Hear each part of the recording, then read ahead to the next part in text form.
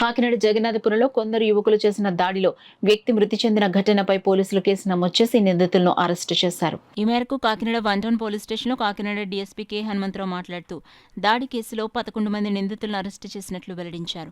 ఈ దాడి జరగడానికి ముందు కొన్ని వాహనాలు తమను ఓవర్టేక్ చేశాయనే కోపంతో గాలిదేవుడు తదితరులు వెళ్తున్న వాహనాన్ని ఆపారన్నారు. ఈ సందర్భంగా రాళ్లతో దాడి చేసి వెళ్లిపోయారన్నారు. ఎస్పీ విక్రాంత్ పాటిల్ ఆదేశాల మేరకు ఏఎస్పీ భాస్కర్రావు డీఎస్పీ పర్యవేక్షణలో కాకినాడ 1 టౌన్ 3 టౌన్ సిఐలు దర్యాప్తు బృందాలుగా ఏర్పడి ఈ కేసుతో ప్రమేయం ఉన్న 11 మందిని అరెస్టు చేసినట్లు తెలిపారు. ఈ వ్యాన్ డ్రైవర్ కూడా స్వల్ప గాయాలవడంతో వేరే ప్రైవేట్ ఆటోలో వీళ్ళందరినీ తీసుకుని గవర్నమెంట్ హాస్పిటల్కి తీసుకెళ్లారు చికిత్స.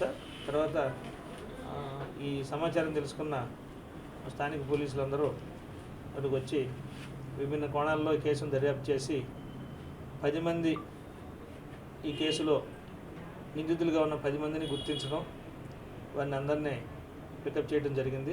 ఇందులో 11వ వ్యక్తి ఒక మైనర్ బాలుడు కూడా ఉన్నాడు. అందులో అతన్ని జూనల్ హోమ్కి పంపే ప్రొసీజర్లో అతను కూడా విచారించడం జరుగుతుంది. అట్లాగే ఈ 10 మంది గన్నే దిలీపు, ఆనంద్ కుమార్, దుర్గా ప్రసాద్, కొడబల రాజు, కార్తీక్, వెంకట దుర్గారావు, కర్రి వెంకట దుర్గారావు, బొత్తుల విజయ్, బొడ్డు మణికంఠ అండ్ దారపు వెంకట దుర్గారావు అనే వాళ్ళందరినీ ఈరోజు అరెస్ట్ చేసి ఇప్పుడు కోర్టులో ప్రొడ్యూస్ చేయడం జరుగుతుంది. ఇంతవరకు వీళ్ళ మీద పాత కేసులు ఉన్నట్టుగా మన రికార్డులు ఏం లేవు.